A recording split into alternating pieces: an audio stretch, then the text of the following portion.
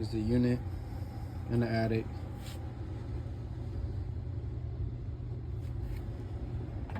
It's frozen.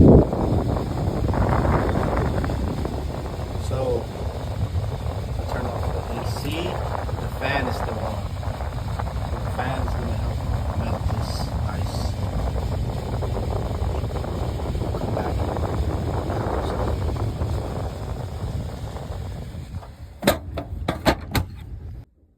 Alright, so you guys saw that the coils were frozen. So what you want to do is your mode, you want to turn it to off. It's usually either cool or heat or auto mode. But we got it off right now, and we got the fan on. The fan is gonna circulate and help melt the ice a little faster. Once it's melted, you can cut your AC on and should go